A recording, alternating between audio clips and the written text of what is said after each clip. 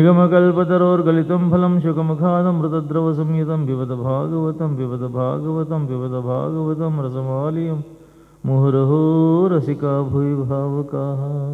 ಕೃಷ್ಣಾಯ ವಾಸುದೇವಾಯ ದೇವಕೀ ನಂದನಾಯ ಚ ನಂದಗೋಪಕುಮಾರಾಯ ಗೋವಿಂದಾಯ ನಮೋ ನಮಃ. ನಮೋ. ಭಾಗವತ ಅಂತಂದರೆ ಮಂಗಳಕ್ಕೆ ಮಂಗಳ ಅದು, ಪವಿತ್ರಕ್ಕೆ ಪವಿತ್ರ ಅದು, ಪಾವನಕ್ಕೆ ಪಾವನ ಅದು. ಅಂತಹ ಬದುಕಿದ್ದಾಗಲೇ, ಜೀವಂತ ಇರೋವಾಗಲೇ ಯಾರು ಭಾಗವತವನ್ನು ಅತ್ಯಂತ ಭಕ್ತಿಯಿಂದ ಪೂರ್ತಿ ಕಿವಿ ಕೊಟ್ಟು ಅದರಲ್ಲೇ ಮುಳುಗೋಗಿ ತಾದಾತ್ಮ್ಯವಾಗಿ ಭಾಗವತ ಕೇಳ್ತಾ ಇರ್ತಾರೆ, ಅವರು ಬದುಕಿರೋವಾಗಲೇ, ಜೀವ ಇರೋವಾಗಲೇ, ಜೀವಂತ ಇರೋವಾಗಲೇ ಮೋಕ್ಷ ಸುಖದ ಅನುಭವವನ್ನು ಪಡ್ಕೊಳ್ಳತಕ್ಕಂಥ ಒಂದು ಅನುಭೂತಿ ಈ ಗ್ರಂಥದಲ್ಲಿದೆ. ಅದಕ್ಕೆ ಅದನ್ನು ಜೀವನ್ಮುಕ್ತಿಯ ಮಹಾನ್ ಗ್ರಂಥ ಅಂತಲೂ ಕರೀತಾ ಇದ್ದಾರೆ. ಹಾಗೆ ಭಕ್ತ ಜನರ ಕಲ್ಪವೃಕ್ಷವಾಗಿ, ಭಜಕ ಜನರ ಕಾಮಧೇನುವಾಗಿರತಕ್ಕಂತಹ ಈ ಒಂದು ಭಕ್ತಿ ಭಾಗೀರಥಿಯ ಒಂದು ಅದ್ಭುತವಾಗಿರತಕ್ಕಂತಹ ಪ್ರವಾಹ ಅದು ಶ್ರೀಮದ್ ಭಾಗವತ. ಇದರ ಫಲ ಹೇಳ್ತಾ ಇದ್ದಾರೆ. ಯಾರು ಇದನ್ನು ಕೇಳ್ತಾ ಇದ್ದಾರೆ ಅವರಿಗೆ ಎರಡು ಜೀವನದಲ್ಲಿ ಅದ್ಭುತವಾಗಿ ತಕ್ಷಣದಲ್ಲಿ ಸಿಗತಕ್ಕಂಥದ್ದು, ಅದೇ ಯಶಸ್ಸು ಮತ್ತು ಶ್ರೇಯಸ್ಸು.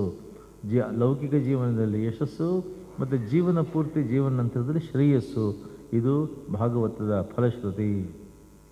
ಭಾಗವತ ಈಗ ನಿನ್ನೆ ಅಜಮಿಳ ಉಪಾಖ್ಯಾನ ಆಯಿತು. ಈಗ ಭಾಗವತ ದಿತಿ ಕಶ್ಯಪರು ಏನು ನಿನ್ನೆ ದಿನ ಹೇಳಿದೆ, ಅವರ ಸಂತಾನವನ್ನು ಮುಂದುವರಿಸ್ತಾ ಇದೆ. ಕಶ್ಯಪ ದಿತಿಯರ ಮಕ್ಕಳಾಗಿ ಯಾರು ಬರ್ತಾರೆ ಅನ್ನೋ ವಿಚಾರವನ್ನು ಹೇಳ್ತಾ ಇದೆ. ಆ ಕಶ್ಯಪ ದಿತಿಯರಿಗೆ ಬರತಕ್ಕಂತಹ ಹಿರಣ್ಯಕಶಿಪುರ ವಿಚಾರ ಹೇಳ್ತಾ ಇದೆ. ಹಿರಣ್ಯಕಶಿಪುವಿನ ಮಗನಾಗಿ ಬರ್ತಾ ಇರತಕ್ಕಂಥ ಪ್ರಹ್ಲಾದ ದೈತ್ಯನಾದರೂ ಸಹ ದೇವಾನುದೇವತೆಗಳಿಂದ ಹೇಗೆ ಅವನು ಪ್ರಶಂಸೆಯನ್ನು ಪಡೆದಾನತಕ್ಕಂಥ ವಿಚಾರವನ್ನು ಹೇಳ್ತಾ ಇದೆ.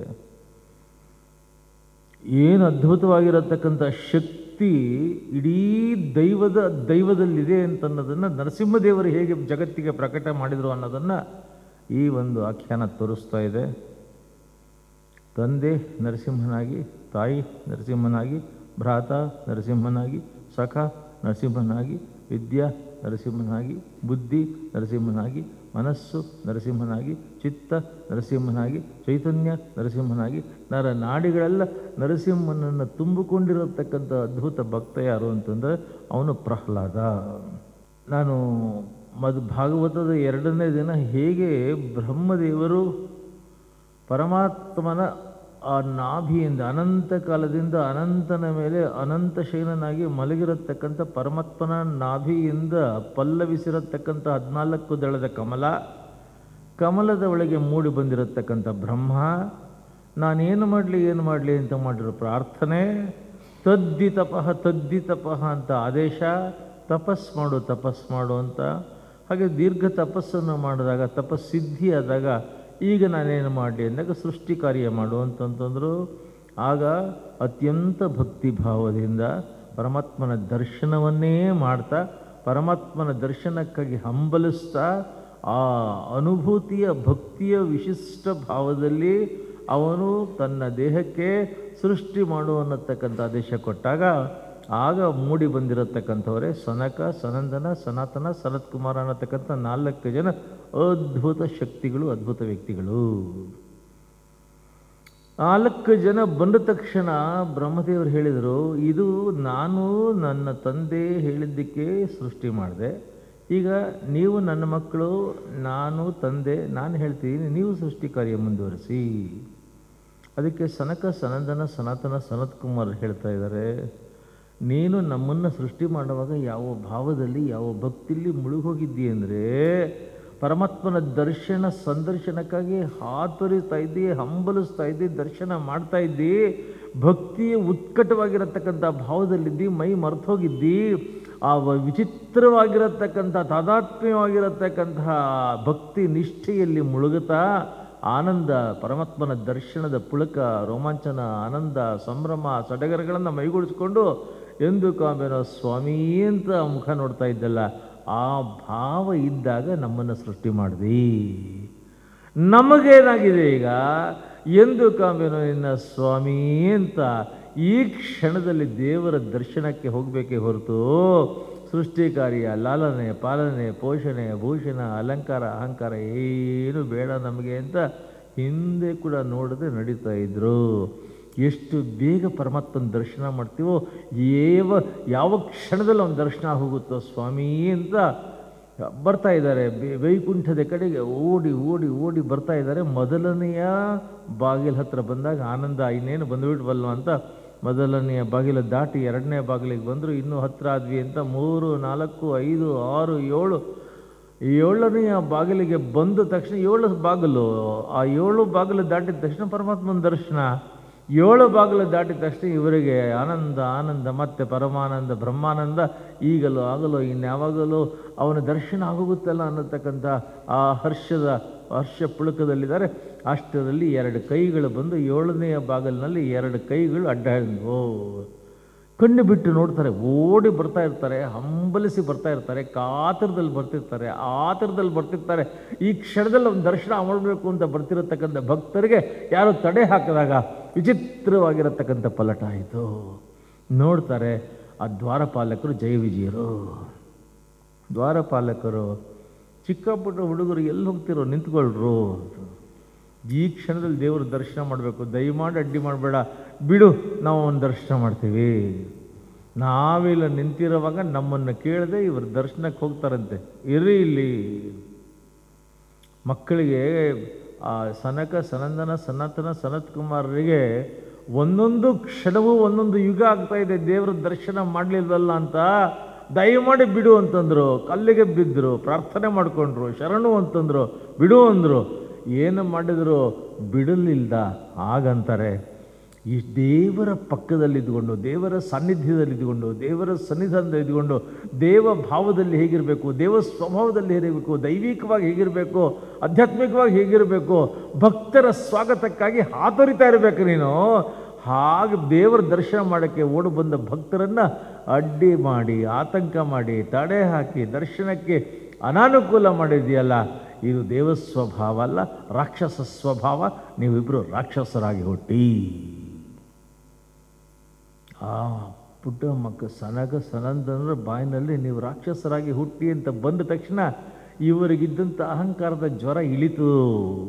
ಅಷ್ಟು ಹೊತ್ತಿಗೆ ಇವರು ಜೀವ ತುಡಿತಾ ಇತ್ತು, ಹೃದಯ ಮಿಡಿತಾ ಇತ್ತು, ಯಾವ ಕ್ಷಣದಲ್ಲಿ ಸ್ವಾಮಿನ ದರ್ಶನ ಮಾಡ್ತೀನೋ ಅಂತ. ಅದು ಇನ್ನೊಂದು ಕ್ಷಣ ತಡೆಯೋಕ್ಕಾಗ್ತಿರ್ಲಿಲ್ಲ. ಅರ್ಥ ಮಾಡ್ಕೊಂಡಿರತಕ್ಕಂಥ ಸ್ವಾಮಿ ಅವನೇ 7ನೇ ಬಾಗಿಲಿಗೆ ಬಂದು ಆ ಕ್ಷಣದಲ್ಲಿ ದರ್ಶನ ಕೊಟ್ಟ ಮಕ್ಕಳಿಗೆ. ಅಲ್ಲಿಗೆ ಬಂದ, ದರ್ಶನ ಕೊಟ್ಟ, ಕಾಲಿಗೆ ಬಿದ್ದು ಹೊರಲಾಡ್ತಾ ಇದ್ದಾರೆ. ಆನಂದದ ಉದ್ರೇಕದಲ್ಲಿ ಕಣ್ಣೀರು, ಆನಂದ ಬಾಷ್ಪ ಸುರಿದು ಹೋಗ್ತಾ ಇದೆ. ಪರಮಾತ್ಮನ ದರ್ಶನ ಸ್ಪರ್ಶನ ಪುಳಕಿತರಾಗಿ ಹೋಗ್ತಾ ಇದ್ದಾರೆ. ಆಗ ಜಯ ವಿಜಯರು ಪ್ರಾರ್ಥನೆ ಮಾಡಿಕೊಂಡ್ರು ಸ್ವಾಮಿಗೆ, ಏನೋ ಅಪರಾಧವನ್ನು ಸ್ವಲ್ಪ ಮಾಡಿದ್ದಕ್ಕೆ ಇವರು ರಾಕ್ಷಸರಾಗಿ ಹುಟ್ಟು ಅಂತ ಶಾಪ ಕೊಟ್ಬಿಟ್ಟಿದ್ದಾರೆ, ದಯಮಾಡಿ ಹುಡುಗರಿಗೆ ಬುದ್ಧಿ ಹೇಳಿ. ಆಗ ಪರಮಾತ್ಮ ಹೇಳ್ತಾನೆ, ವಿಪ್ರವಾಕ್ಯೋ ಜನಾರ್ದನ, ಅವರು ಭಕ್ತರು, ನನ್ನ ಶಕ್ತಿ ಇರೋದು ಭಕ್ತರ ಭಕ್ತಿಯಲ್ಲಿ. ನನ್ನ ನೋಡಬೇಕು ಅಂತ ಗಾವದ ದೂರದಿಂದ ಓಡ್ತಾ ಕಾತರಿಸಿ ಆತರದಿಂದ ಹಂಬಲಿಸಿ ಬಂದಿರತಕ್ಕಂಥವ್ರನ್ನ ತಡೆದ್ರಲ್ಲ ನೀವು, ಅದು ಅಕ್ಷಮ್ಯ. ಅದು ಹಾಗೆ ಮಾಡ್ಕೊಡ್ದು. ಈಗ ಅವರು ಶಾಪ ಕೊಟ್ಟಿದ್ದಾರೆ, ದಯವಿಟ್ಟು ವಾಪಸ್ ತಗೋನ್ನಿ ಅಂತ ಕೇಳ್ತಾ ಇದ್ದಾರೆ ಇವರಿಬ್ಬರು. ಸ್ವಾಮಿ ಹೇಳ್ದ, ಅವರ ಮಾತು ಯಾವತ್ತೂ ಸುಳ್ಳಾಗಲ್ಲ, ಆದರೆ ನೀವು ನನ್ನ ಸೇವೆ ಮಾಡಿರೋದ್ರಿಂದ ನಿಮಗೆ ಒಂದು ಅವಕಾಶ ಕೊಡ್ತೀನಿ. ಏನು? 3 ಜನ್ಮ ನನ್ನ ಬದ್ಧ ವೈರಿಗಳಾಗಿ ಅಥವಾ 7 ಜನ್ಮ ನನ್ನ ಆಪ್ತ ಮಿತ್ರರಾಗಿದ್ದು ಆ ಜನ್ಮಗಳು ಮುಗಿದ ಮೇಲೆ ಮತ್ತೆ ಬಂದು ನೀವು ಡ್ಯೂಟಿ ರಿಪೋರ್ಟ್ ಮಾಡ್ಕೋಬಹುದು. ಅವರಿಬ್ಬರು ಮುಖ ನೋಡಿಕೊಂಡ್ರು. Earlier the better, principle of earlier the better. ಎಷ್ಟು ಬೇಗ ನಿನ್ನ ಹತ್ರ ಬರ್ತೀವೋ ಅದು ಮುಖ್ಯನೇ. ನಾವು ದ್ವೇಷಿಗಳು, ಪ್ರೇಮಿಗಳು, ಆತ್ಮೀಯರು, ಆಪ್ತರು ಅದಲ್ಲ, ಆದಷ್ಟು ಬೇಗ ನಿನ್ನ ಹತ್ರ ಬರಬೇಕು. 3 ಜನ್ಮ ದ್ವೇಷಿಗಳಾಗೇ ಇರ್ತೀವಿ, ಪರವಾಗಿಲ್ಲ.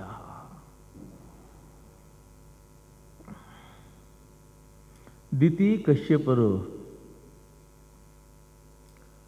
ಗಂಡ ಹೆಂಡತಿ. ಕಶ್ಯಪರಿಗೆ ನಾನು ಹೇಳಿದ್ದೆ, ಅದಿತಿ, ದಿತಿ, ಧನು, ಸರಸ ಎಲ್ಲ ತುಂಬ ಜನ ಹೆಂಡತಿಯರು, 13 ಜನ. ಅದರಲ್ಲಿ ದಿತಿ ಒಂದು ಸಾಯಂಕಾಲ ಗೋಧೂಳಿ ಸಮಯ, ಸೂರ್ಯ ಮುಳುಗ್ತಾ ಇರತಕ್ಕಂಥ ಸಮಯ. ಸೂರ್ಯ ಮುಳುಗುವಾಗ ಹೊಂಬಣ್ಣದ ಸೂರ್ಯನಾಗಿರ್ತಾನೆ, ಬಂಗಾರದ ಹಾಗೆ ಹೊಳಿತಾ ಇರ್ತಾನೆ.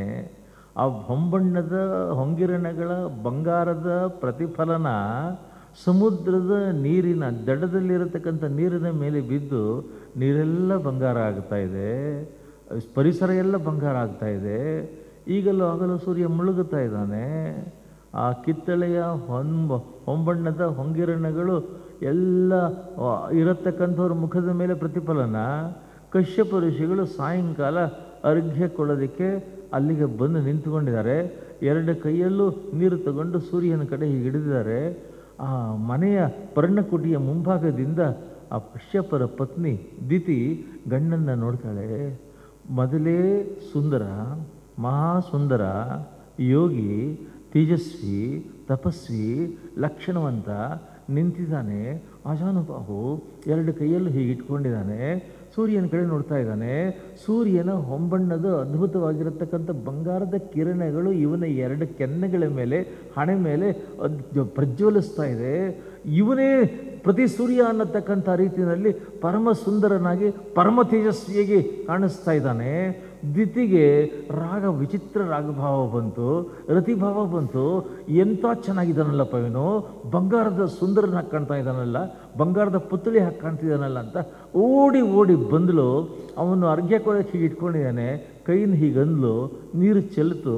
ಆ ರತಿಭಾವದಿಂದ, ರಾಗದಿಂದ, ವಿಚಿತ್ರ ಅನುರಾಗದಿಂದ ಅವನ್ನ ಆಲಿಂಗನ ಮಾಡಿಕೊಂಡು, ನನಗೆ ಈಗಲೇ ರತಿಭಾವ ಉಂಟಾಗಿದೆ, ಬನ್ನಿ ಒಳಗಡೆ ಹೋಗೋಣ ಅಂತಂತಂದ್ಲು. ಆಗ ಅವನು ಹೇಳ್ತಾನೆ, ಸೂರ್ಯ ಮುಳುಗತಕ್ಕಂಥ ಸಮಯ, ಗೋಧೂಳಿ ಸಮಯ, ಸಂಜೆಯ ಸಮಯ. ಈ ಸಮಯದಲ್ಲಿ ಪ್ರತಿನಿತ್ಯ ಎಲ್ಲ ಯುಗಗಳಲ್ಲಿ, ಎಲ್ಲ ಕಾಲಗಳಲ್ಲಿ ಸಾಯಂಕಾಲ ದೀಪ ಹಚ್ಚೋ ಸಮಯದಲ್ಲಿ, ಸೂರ್ಯ ಮುಳುಗೋ ಸಮಯದಲ್ಲಿ, ಗೋಧೂಳಿ ಸಮಯದಲ್ಲಿ ಈಶ್ವರ, ಪಾರ್ವತಿ, ಗಣೇಶ, ಸ್ಕಂದ ಎಲ್ಲ ಗಣಗಳನ್ನು ಕರ್ಕೊಂಡು ಜಗತ್ತಿನ ಪರಿವೀಕ್ಷಣೆಗೆ ಬರ್ತಾ ಇರ್ತಾರೆ. ಜಗತ್ತಿನ ಪರಿವೀಕ್ಷಣೆಗೆ ಬರ್ತಾ ಇದ್ದಾಗ ಯಾರೋ ಭಕ್ತಿಯಲ್ಲಿ, ಶ್ರದ್ಧೆಯಲ್ಲಿ, ಪೂಜೆಯಲ್ಲಿ, ಸದಾಚಾರದಲ್ಲಿ, ಸದ್ವಿಚಾರದಲ್ಲಿ, ಅನುಷ್ಠಾನದಲ್ಲಿ, ಕೀರ್ತನೆಯಲ್ಲಿ, ಸಂಕೀರ್ತನೆಯಲ್ಲಿ, ಭಜನೆಯಲ್ಲಿ, ನಾಮಸ್ಮರಣೆಯಲ್ಲಿ, ಅವನ ನೃತ್ಯದಲ್ಲಿ, ಗಾನದಲ್ಲಿ, ತಾನದಲ್ಲಿ, ಧ್ಯಾನದಲ್ಲಿ ಮುಳುಗೋಗಿರ್ತಾರೆ. ಪರಮಾತ್ಮನ ಸ್ಮರಣೆ ಮಾಡಿಕೊಂಡು ಸಾಯಂಕಾಲ ಇಡೀ ಭಾರತದಲ್ಲಿ ಕಳೆದ ಸಾವಿರಾರು ವರ್ಷಗಳಿಂದ ಸಾಯಂಕಾಲ ದೀಪ ಮುಡಿಸೋ ಹೊತ್ತಿಗೆ ಎಲ್ಲರ ಮನೆಗಳಲ್ಲೂ ಹೊರಗಡೆಯಿಂದ ಬರಲಿ, ಮನೆ ಒಳಗಿರಲಿ, ಕಾಲು ತೊಳ್ಕೊಂಡು ದೇವ್ರ ಮನೆಗೆ ಬಂದು, ದೇವ್ರ ಫೋಟೋ ಮುಂದೆ ಬಂದು ಒಂದು ಹಾಡೋ, ಒಂದು ಭಜನೆನೋ, ಒಂದು ದೀಪ ಹಚ್ಚೋದು, ಒಟ್ಟು ದೇವರಿಗೆ ಸ್ಪರ್ಶ, ದೇವರ ಒಂದು ಹತ್ತಿರ ಬರತಕ್ಕಂಥದ್ದು. ಇದಕ್ಕೆ ಕಶ್ಯಪರು ಕಾರಣ ಕೊಡ್ತಿದ್ದಾರೆ. ಪ್ರತಿನಿತ್ಯ ಸಾಯಂಕಾಲ ಸೂರ್ಯ ಮುಳುಗತಕ್ಕಂಥ ಸಂದರ್ಭದಲ್ಲಿ, ದೀಪ ಮೂಡಿಸೋ ಸಂದರ್ಭದಲ್ಲಿ, ಗೋಧೂಳಿ ಸಮಯದಲ್ಲಿ ಈಶ್ವರ, ಪಾರ್ವತಿ, ಗಣಪತಿ, ಸ್ಕಂದ, ಪ್ರಮಥಗಣಗಳು ಇಷ್ಟು ಜನವು ಜಗತ್ತಿನ ಪರಿವೀಕ್ಷಣೆಗೆ ಅತ್ಯಂತ ಕ್ಷಿಪ್ರ ವೇಗದಲ್ಲಿ ಅಗೋಚರರಾಗಿ ಸಾಗುತ್ತಾರೆ. ಹೋಗುವಾಗ ಯಾರೂ ಒಳ್ಳೆಯ ಸಾತ್ವಿಕರಾಗಿ, ಸಜ್ಜನರಾಗಿ, ಆಸ್ತಿಕರಾಗಿ, ಭಕ್ತರಾಗಿ, ಒಳ್ಳೆಯ ಭಾವನೆಯಲ್ಲಿ, ಸದ್ಭಾವನೆಯಲ್ಲಿ, ಸಹೃದಯರಾಗಿ ನಡ್ಕೊಳ್ತಾ ಇರ್ತಾರೆ. ಸದಾಚಾರ, ಸದ್ವಿಚಾರ, ಸುಸಂಸ್ಕೃತರಾಗಿ, ಸಂಸ್ಕಾರವಂತರಾಗಿ ನಡ್ಕೊಳ್ತಾ ಇರ್ತಾರೆ. ಅಂಥವರಿಗೆ ಅನುಗ್ರಹದ ಅಮೃತಧಾರೆಯ ಅಕ್ಷಯ ರಕ್ಷೆಯನ್ನು ಈಶ್ವರ ಹೀಗಂತಾನೆ, ಪಾರ್ವತಿ ಹೀಗಂತಾಳೆ.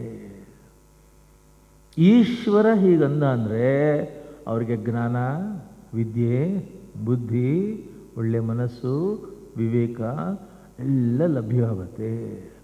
ಪಾರ್ವತಿ ಹೀಗಂತು ಅಂತಂದರೆ ಅವರುಗಳಿಗೆ ಮನೆಯಲ್ಲಿ ಗಂಡ ಹೆಂಡತಿಯರ ಮಧ್ಯೆ ಅನ್ಯೋನ್ಯತೆ, ಸೌಹಾರ್ದತೆ, ಕಂಪ್ಯಾಟಬಿಲಿಟಿ, ಅಂಡರ್ಸ್ಟ್ಯಾಂಡಿಂಗು, ಯಾವ ರೀತಿಯಾಗಿರತಕ್ಕಂಥ ಬೇಸರ, ಭವಣೆ, ಜಿಗುಪ್ಸೆಗಳಿಲ್ಲದೆ ಮನೆ ಯಾವಾಗಲೂ ಹಿತವಾಗಿ, ಹದವಾಗಿ, ಸುಖವಾಗಿ, ಸುಮುಖವಾಗಿ, ನಗನಗತ ನಂದ ಗೋಕುಲ ಇದ್ದಾಗಿರುತ್ತೆ ಮನೆ, ಪಾರ್ವತಿಯ ಅನುಗ್ರಹದಿಂದ. ಗಣಪತಿ ಹೀಗಂತು ಅಂತಂತಂದರೆ ನೀನು ಕೈಗೆತ್ಕೊಂಡಿರ್ತಕ್ಕಂಥ ಯಾವ ಕೆಲಸಗಳಿಗೂ ಅಡ್ಡಿ ಇರಲ್ಲ, ಆತಂಕ ಇರಲ್ಲ, ಅಡೆತಡೆ ಇರೋದಿಲ್ಲ, ತೊಂದರೆ ಆಗೋದಿಲ್ಲ, ಅಂದುಕೊಂಡಿದ್ದು ಆಗುತ್ತೆ ವಿಘ್ನೇಶ್ವರನ ಅನುಗ್ರಹದಿಂದ. ಸ್ಕಂದ ಅವನ ಅನುಗ್ರಹ ಮಾಡಿತು ಅಂತಂತಂದರೆ ನಿನ್ನ ಮುಂದಿನ ಬದುಕಿನಲ್ಲಿ ಇನ್ ದ ಫ್ಯೂಚರ್ ಎಲ್ಲ ಬಾಗಿಲುಗಳು ತಾನೇ ತೆಕ್ಕೊಳ್ಳುತ್ತೆ. From unknown sources you started getting knock and opportunities. ಪ್ರಮಥಗಣಗಳು ಅನುಗ್ರಹ ಮಾಡ್ತು ಅಂತಂದರೆ ನಿಮಗೆ ನೆಮ್ಮದಿ, ಸಮಾಧಾನ, ಮನಃಶಾಂತಿ, ಹೆಜ್ಜೆ ಇಟ್ಟಲ್ಲೆಲ್ಲ ಗೌರವ ಇದೆಲ್ಲ ಲಭ್ಯವಾಗುತ್ತೆ. ಇದಿಷ್ಟು ಸಾಯಂಕಾಲದ ಹೊತ್ತು ನಾವು ದೈವಕ್ಕೆ ಸ್ಪರ್ಶ, ದೈವದ ಸಂಸರ್ಗ, ದೈವದ ಸಂಪರ್ಕಕ್ಕೆ ಬರೋದ್ರಿಂದ ಆಗತಕ್ಕಂಥ ಫಲಶ್ರುತಿ.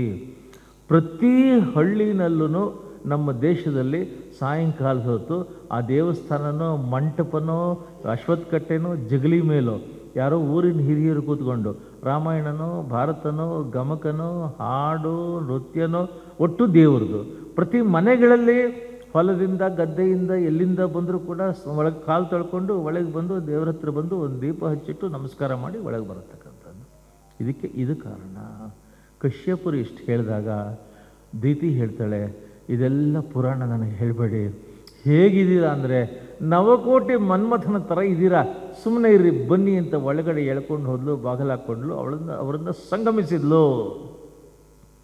ವಿಚಿತ್ರವಾದ ಬಲಾತ್ಕಾರ, ಬಲವಂತಕ್ಕೆ ಒಪ್ಪಿ ಅವಳನ್ನು ಸಂಗಮಿಸಿ ಆಮೇಲೆ ಈಚೆಗೆ ಬರ್ತಾರೆ. ಸೂರ್ಯ ಮುಳುಗಿದ್ದ, ಅರ್ಗೆ ಕೊಡಲಿಲ್ಲ, ಬೇಸರ ಆಯಿತು, ವಿಚಿತ್ರ ಬೇಸರ ಆಯಿತು. ಖೇದದಿಂದ ಅವಳ ಕಡೆ ತಿರುಗಿ ಹೇಳ್ತಾರೆ, 2 ಘನಘೋರ ಅಪಚಾರ ಮಾಡಿದ್ದಿದ್ದೀತಿ ನೀನು. ಒಂದು, ಮಹರುದ್ರದೇವರು ಪಾರ್ವತಿ ಗಣೇಶ ಸ್ಕಂದ ಹೋಗ್ತಾ ಇರುವಾಗ, ಅವರು ಹೋಗ್ತಾ ಇರುವಾಗ ಕಾಲವಲ್ಲದ ಅಕಾಲದಲ್ಲಿ ಮಾಡಬಾರ್ದನ್ನು ಮಾಡಿ ದೊಡ್ಡ ಅಪಚಾರವನ್ನು ಪರಮಾತ್ಮನಿಗೆ ಮಾಡಿದ್ಯಾ, ಅದು ನಿನ್ನ ಮೊದಲನೆಯ ಘೋರ ಅಪರಾಧ. 2ನೇದು, ನಾನು ಬೇಡ ಬೇಡ ಅಂತ ಎಷ್ಟು ಹೇಳಿದರೂ ಕೂಡ ನನ್ನ ಮಾತು ಕೇಳಿದೆ, ನನ್ನಲ್ಲಿ ಅವಿಧೇಯಳಾಗಿ ನಡ್ಕೊಂಡಿದ್ಯಾ. 2 ಘನಘೋರ ಅಪಚಾರಕ್ಕೆ ಫಲ ಇದೆ, ಈಗಿಂದೀಗಲೇ ಫಲ ಇದೆ. ಈಗ ನನ್ನನ್ನು ಸಂಗಮಿಸಿದೆಯಲ್ಲ, ಇದರ ಫಲವಾಗಿ ನೀನಾಗಲೇ ಗರ್ಭದ ಒಳಗಡೆ ಹೋಗಿದೆ. 2 ಮಹಾರಾಕ್ಷಸರು ಹುಡ್ತಾ ಇದ್ದಾರೆ. ನಿನ್ನ ಘನಘೋರ 2 ಅಪಚಾರಗಳಿಗೆ ಫಲಶ್ರುತಿಯಾಗಿ 2 ಮಹಾರಾಕ್ಷಸರು ಹುಡ್ತಾ ಇದ್ದಾರೆ. ಇಡೀ ಜಗತ್ತನ್ನು ತಲ್ಲಣ ಮಾಡತಕ್ಕಂಥ ರೀತಿಯಲ್ಲಿ ರಕ್ಕಸ ಕೃತ್ಯಗಳನ್ನು ಮಾಡ್ತಾ ಇದ್ದಾರೆ.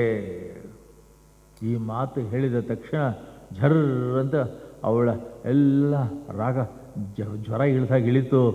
ಅರ್ಥ ಆಯಿತು, ಕಣ್ಣಲ್ಲಿ ನೀರು ಬಂತು. ಎಂಥ ಅಪರಾಧ ಮಾಡಿದೆ, ಎಂಥ ಅಪಚಾರ ಮಾಡಿದೆ ಅಂತ ಗೊತ್ತಾಯಿತು. ಪಶ್ಚಾತ್ತಾಪದಿಂದ ನೊಂದಳು, ಬೆಂದಳು, ಕಣ್ಣಲ್ಲಿ ನೀರು ಸುರಿಸಿದ್ಲು, ಗಂಡನ ಕಾಲ ಮೇಲೆ ಬಿದ್ದಲು.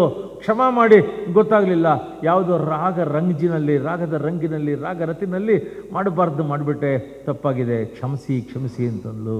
ಆಗ ಅವ್ರು ಹೇಳ್ತಾರೆ, ಈಗ ಕಣ್ಣೀರು ಹಾಕ್ತಾ ಇದೆಯಾ, ಪಶ್ಚಾತ್ತಾಪ ಮಾಡ್ತಾ ಇದೆಯಾ, ನೊಂದು ಪಶ್ಚಾತ್ತಾಪ ವ್ಯಕ್ತಪಡಿಸ್ತಾ ಇದೆಯಲ್ಲ, ಇದಕ್ಕೂ ಫಲ ಇಲ್ಲದೆ ಇಲ್ಲ, ಇದಕ್ಕೊಂದು ಫಲ ಇದೆ.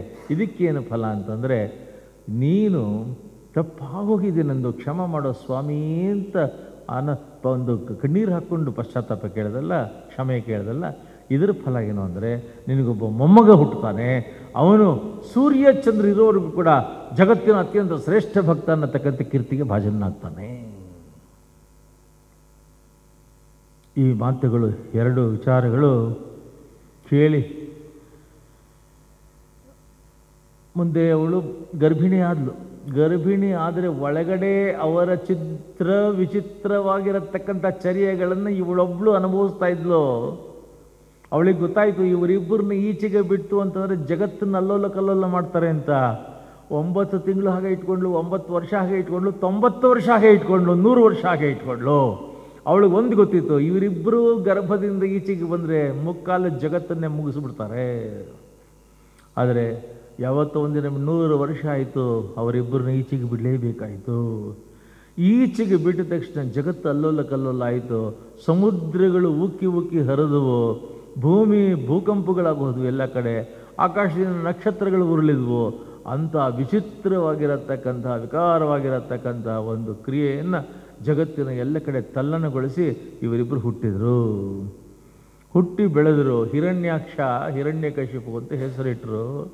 ಹಿರಣ್ಯಾಕ್ಷ ಬೆಳೆದ ತಕ್ಷಣ ಅವನಿಗೆ ಇಡೀ ಭೂಮಿನ ಚಾಪೆ ಥರ ಸುತ್ತಕೊಂಡು ಹೋಗಿ ಪಾತಾಳ ಲೋಕದಲ್ಲಿ ಬಚ್ಚಿಟ್ಟುಕೊಂಡ. ದೇವಾನುದೇವತೆಗಳು ಭೂದೇವಿ ಪ್ರಾರ್ಥನೆ ಮಾಡಿಕೊಂಡ್ರು. ಆಗ ಪರಮಾತ್ಮ ವರಾಹ ರೂಪನಾಗಿ ಬಂದು, ಮಹಾವರಾಹನಾಗಿ ಬಂದು ಈ ಹಿರಣ್ಯಾಕ್ಷ ಅನ್ನತಕ್ಕಂಥ ದೈತ್ಯನನ್ನು ಸಂಹಾರ ಮಾಡಿ ಮತ್ತೆ ಭೂಮಿಯನ್ನು ಪ್ರತಿಷ್ಠಾಪನೆ ಮಾಡ್ದ. ಭೂಮಿಯನ್ನು ಪ್ರತಿಷ್ಠಾಪನೆ ಮಾಡಿದ. ಆ ಹಿರಣ್ಯಾಕ್ಷನ ಸಂಹಾರ ಆಯಿತು.